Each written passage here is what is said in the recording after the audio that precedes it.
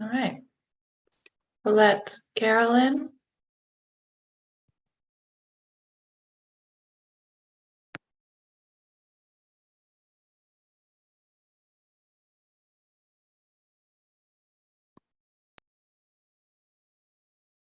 Perfect.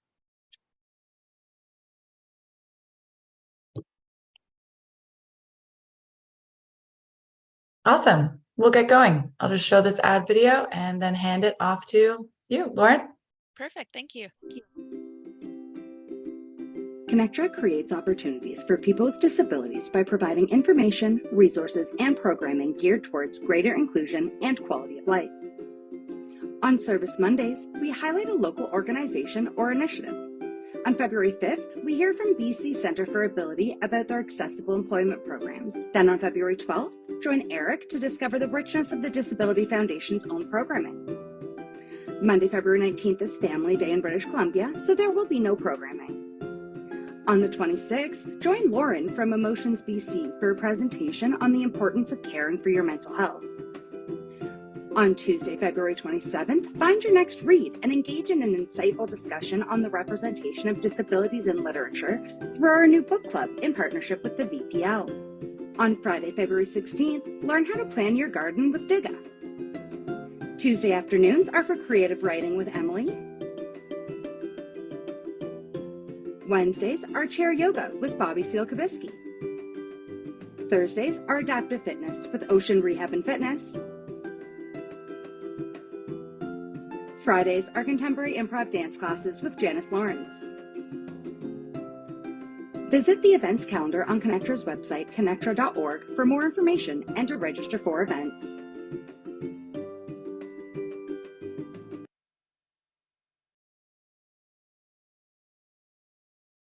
Oh, so close to having that as seamless as a transition. All right, go ahead, Lauryn, take it away. All right. I'm just trying to share my screen here and doesn't seem that it's letting me do that.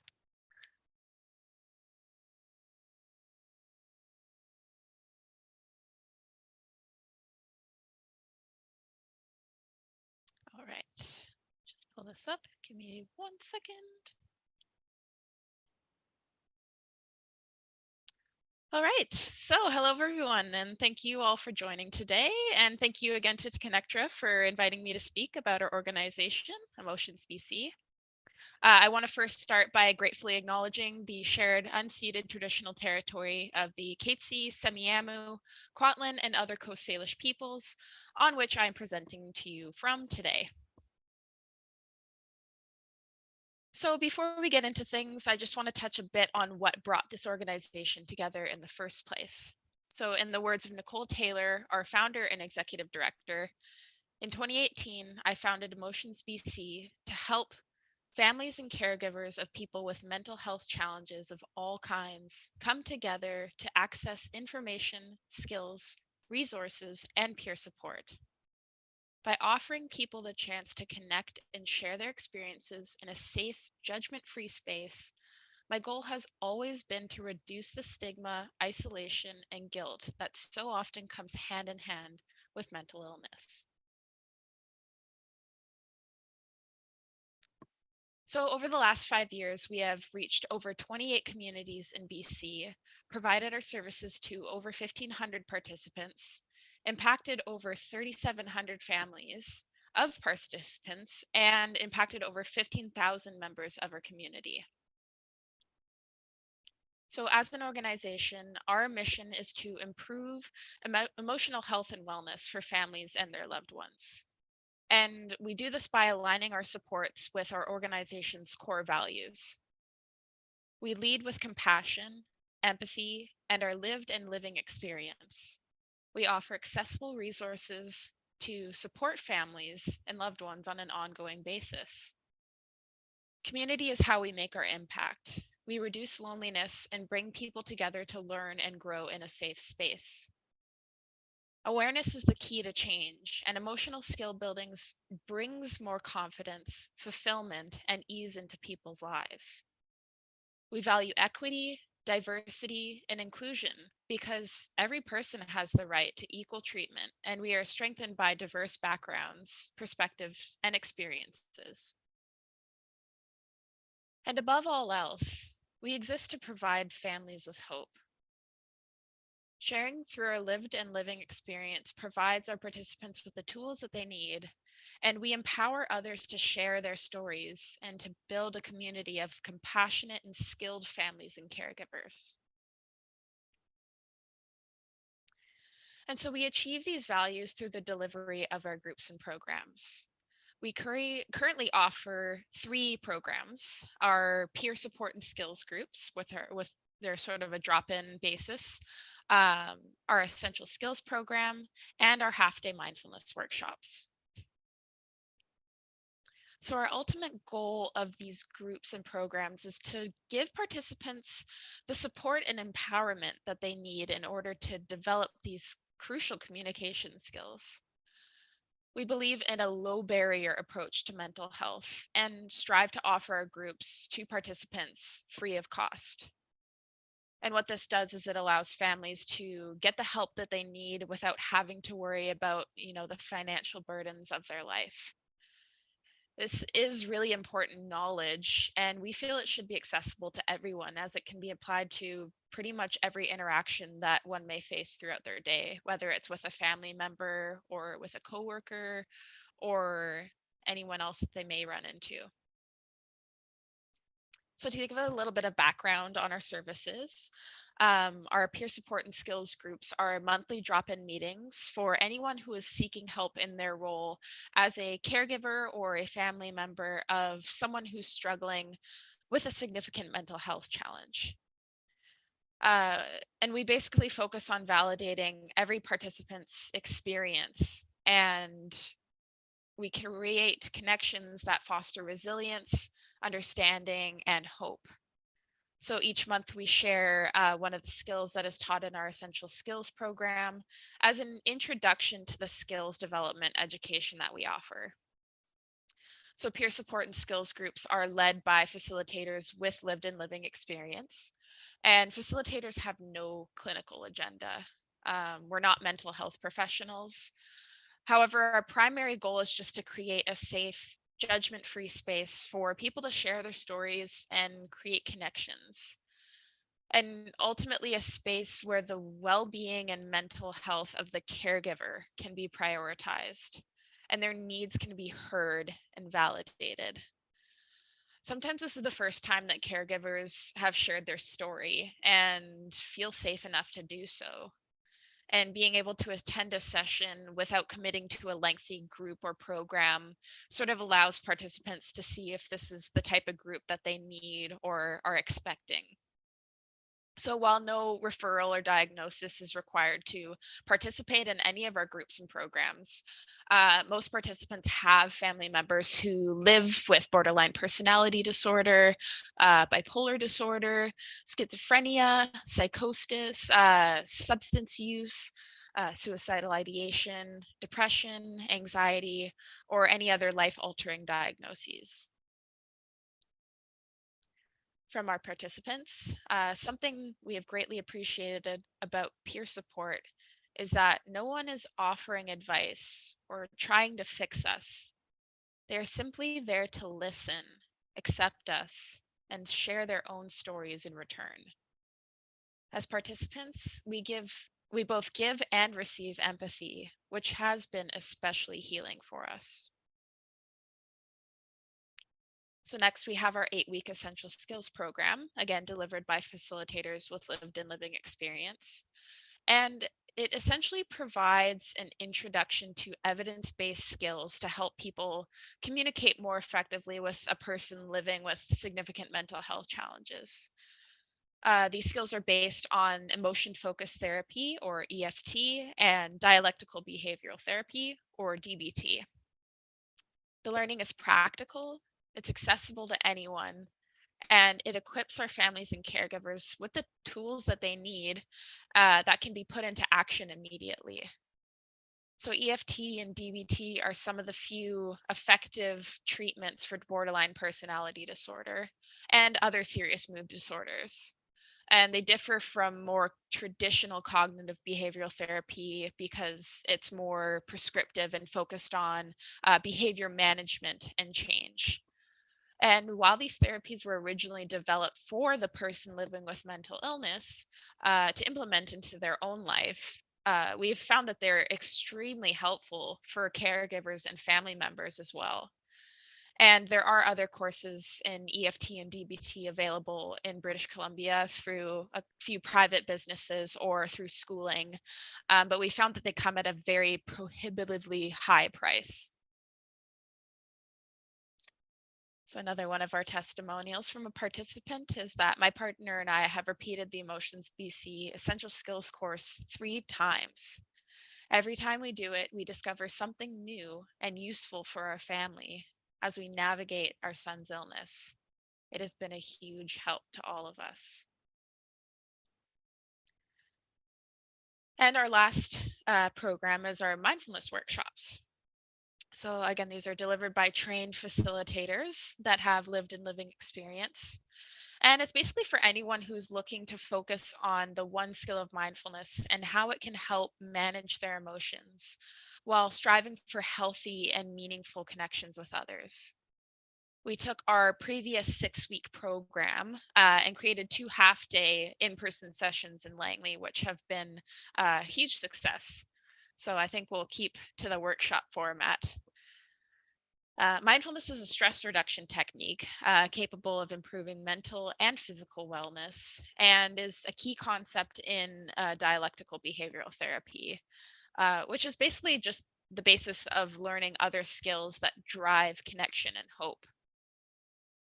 The concept of mindfulness helps us focus on being in the moment and being aware of judgment. And cultivating this practice can reduce stress, anxiety, and worry. And this overall improves mental health, regulation of emotions, and in some cases, it may even reduce or prevent depression. Our mindfulness sessions have been proven to reduce stress and improve mental and physical wellness for all participants. And while participants use these skills in all realms of their life, they are especially helpful when caring for a loved one who's struggling with their mental well-being. This course has been liberating, inspiring, and life-changing. I would heartily recommend it to every human on the planet. So I want to just take a moment and look at this slide of words that I put up here. Have you felt any of these emotions in the last little while? Maybe you felt a couple, maybe only one, maybe even all of them. Well, these are very normal feelings that we can all experience at some point in our lives. Our emotions are important reminders of what our bodies and what our minds need. When we notice these feelings, it's important to check in with ourselves and be curious about why we might be feeling that way. And one way we can check in with our bodies and our minds is by using mindfulness. Mindfulness is a mental state of being fully present in the moment while acknowledging and accepting one's feelings, thoughts, and bodily sensations, and being aware of judgment. Mindfulness is about observing. This is one of my favorite images for my visual learners out there who really need to see what it looks like. And this image really shows the difference between having a full mind versus being mindful. So on the left, we see the inside the mind of the dog's owner. We see that they have a lot going on in their head. Perhaps they're stressed about work, worried about their bills, and they're really just constantly thinking. And on the right, we see the inside the mind of the dog, who's simply noticing what's going on around them. The dog sees the trees and the sun and the environment around them in that moment. This is the difference between mindfulness and mindfulness. So you might be wondering, what are some of the benefits? Well, mindfulness has been proven to be an extremely effective skill in people's lives for a number of reasons. Mindfulness makes it easier to savor the pleasures in life as they occur. Can help us to focus on these pleasures and not dwell on the things that worry us. It can also help to reshape the relationships that we have with mental and physical pain. I mean, let's face it, pain is a fact of life, but at the same time, it doesn't have to rule you. When you feel pain, sometimes you attach a judgment to it, and you can come up with ideas in your mind of what you can or can't do because of your pain. So when you focus your attention internally and within your body, you almost have the ability to push out that pain that you're feeling. Mindfulness also decreases stress, which can lead to a reduction in other physical illnesses. I mean, we know now with all this research and studies around the relationship between stress and physical illness, it really can help us improve our physical health. Mindfulness also allows us to form stronger connections. I don't know if you've ever noticed yourself having a conversation with a family or a friend and you just feel like you're not able to be there presently with them, or even you notice them kind of staring at you with a blank look. Well, mindfulness helps you connect with them on a personal level and sort of allows for the introduction of empathy into our relationships. Helps us stay in the moment, helps us focus on our mind. I mean, do you ever feel like your mind is wandering when you're trying to complete a difficult task? Being in the moment and mindful can help us complete these complex tasks. And it can also help us not be so overwhelmed with, the things that are happening around us. Take, for example, being on your phone when you're trying to complete something that requires your focused attention. It really makes us less effective in the tasks that we're trying to focus on. And along with helping focus your mind, it can help with overthinking as well. So you might be wondering why this is important. Well, mindfulness is important because when we live in the past, we can often fall into feelings of depression. We might regret things we did or didn't do, wish we could go back into that time, or we dwell on past events or experiences. And alternatively, living in the future can cause us to be extremely anxious. We might find ourselves worrying about the future, trying to plan for things, overthinking all the time. And when we're mindful, it allows us to truly live in the present. And this is really only possible if we let go of the past and the future. The present is where we find peace. So I have a quick little video here from Headspace, which is a very popular mindfulness and meditation organization, to show us how we can use mindfulness in a 1-minute practice to help us let go of stress.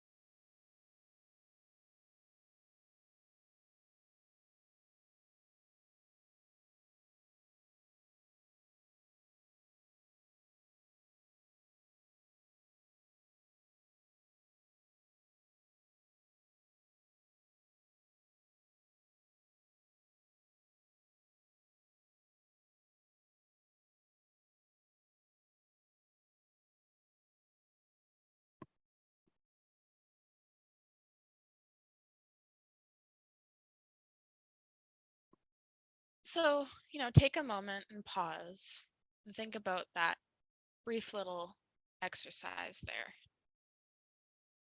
What did you take away from that? I know for me, I really value having that pause, having that moment to sort of let my judgments or my stresses or anxious thoughts have a moment to breathe and really give them a safe space to come and go. These brief meditations can be a great way to incorporate mindfulness into your daily routine.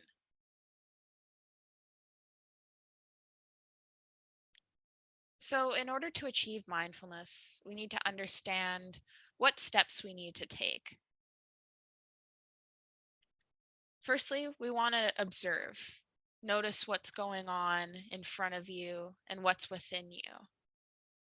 This is just taking note of things the way that they are and trying our best not to attach a judgment to it, just simply taking things at face value. Next, we want to describe. You can't describe if you don't observe. So describing allows you to differentiate what is in front of you from what you were feeling about it or your emotions. Really, we just want to focus on the facts. And then after that, we can decide. This is really the skill of throwing yourself in, whatever that means to you. This is what you will do in that moment. Perhaps it's letting go or deciding to wait until you're in a more appropriate state of mind to deal with the situation. Something that's important to remember is taking care of yourself. And mindfulness can bring up some very difficult or unexpected feelings or thoughts. And it's really not beneficial to sit in those feelings if they're unsafe for you. And this is where your boundaries become a extremely necessary thing to consider. So now that we know what we need, how do we do it? How do we apply it? How do we be mindful? Well, the first step is being aware of judgments and understanding that things don't always have to be good or bad or right or wrong. We're simply just noticing things the way they are in this moment. And I really want to emphasize the use of the word awareness in this step. Often in mindfulness education, we hear the terms, without judgment or no judgment. And while this sounds great, it's simply unrealistic. We are human beings. We're not robots. And we are hardwired to be judgmental and critical beings. So instead of avoiding judgment altogether, we can be aware of them and allow them to have some space. And sometimes these judgments are a good way for us to, notice them and be curious about, what they are and why they might be there or where they're even coming from. And next, we want to be mindful of the present by focusing on one thing at a time. I often think about multitasking and how it's, been a very well awarded and high praise practice in either the workplace or your personal life. We think about being able to do many things at once as a super useful skill, when in reality, it's not. We're not giving our full attention to any one task at any given moment. So it does take a lot of skill to be, practice being in the present and in the moment and to have your full attention focused on one thing at a time. And lastly, we want to be effective at the end of the day. One of my favorite quotes when it comes to communication is, do you want to be right or do you want to be effective? In order to use these skills, we have to let go of the need to be right. And this can be really difficult to do as it requires ourselves to put ourselves in the other person's shoes and really use empathy and perspective and other really good listening skills. I think Brene Brown sums this up beautifully in this quote. We at EmotionsBC are very, very big Brene Brown fans. She's a very brilliant woman and has some really great books that I actually own basically all of them. I define connection as the energy that exists between people when they feel seen, heard, and valued, when they can give and receive without judgment, and when they derive sustenance and strength from the relationship. So one of the biggest keys to mindfulness is acceptance, or radical acceptance.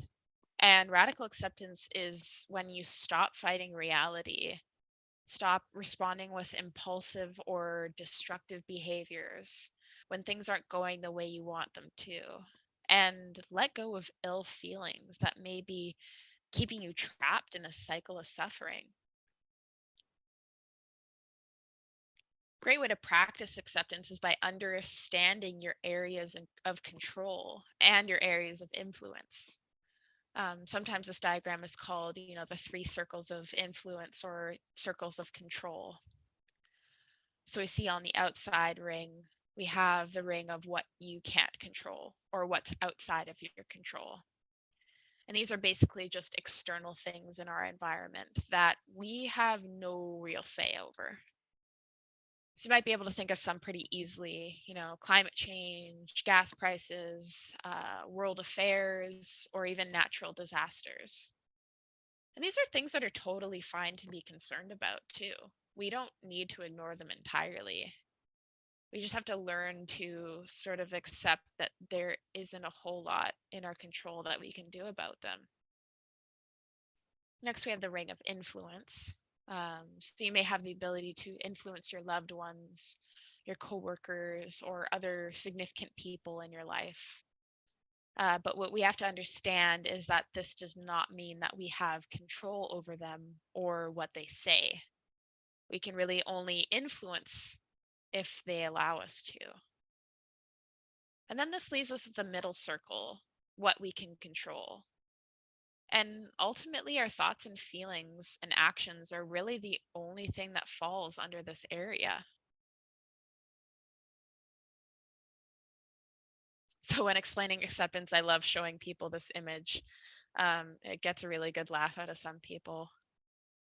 On the left side of this image, we see what acceptance is not. It says, I don't like rain. I wish it wasn't raining. My day would be redder if it wasn't raining. My day is ruined. Every day is like this. It's always like this. Why does it always rain when all I want is for it to be sunny? Then we look at the right side. It's raining. Yep. This is the essence of acceptance, and it really showcases what it's like to be in the moment and without judgment. So as we come to the end of our time here together today, I want to invite you to all think about your emotional wellness. Where do you shine? Where do you find challenges? I know for me, I'm pretty naturally empathetic person, and I struggle with boundaries, something that's really difficult for me. And lastly, what will you be doing for your self-care? And I want you to really think about what your self-care is. Maybe it's taking a walk every day. Maybe it's tending to a garden. Maybe you enjoy an uninterrupted bath or a warm cup of tea. Maybe it's even including one of those short meditations into your morning routine. Whatever it may be, I hope that you all know each and every one of you has the right to emotional wellness. And you are doing the best that you can with what you have at any given moment. And always remember that hope is possible. So thank you everyone for listening today. And thank you again to Connectra for hosting us and allowing us to have, a little time here to speak about what we do and the importance of your self-care and emotional wellness. You can find us on Facebook and Instagram at EmotionsBC. Visit our website at emotionsbc.ca to find out more about our services and our upcoming events. Our info email is info@emotionsbc.ca. You can always reach out. Our lovely community engagement administrator, Donna, takes care of this email. If you're ever interested in volunteering, she's the lady to reach out to as well. And if you have any program specific questions, I'm always available at Lauryn at emotionsbc.ca for anything related to that if you're interested in signing up. We also have an Eventbrite page that you can follow us on to see when our upcoming groups and programs are. And I can also be reached if you're interested in being added to our mailing list. Includes monthly newsletters, direct links to registration for our groups and programs. And then lastly, if you're interested in making a donation to us, as we are a nonprofit, we do accept e-transfers to accounting@emotionsbc.ca, or you can visit our website at emotionsbc.ca/donate. And you can join our monthly Circle of Hope Giving Club. So it's just a little donation group. But thank you again for having me, and I'll just open up the chat here to see if there's any questions.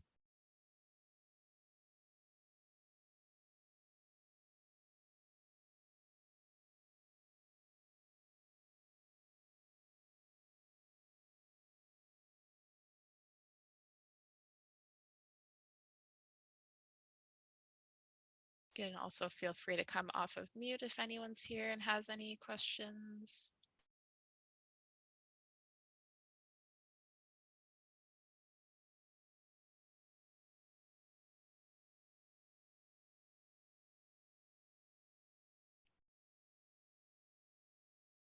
All right, well, looks like we don't have any. So thank you so much for joining, and have a great day.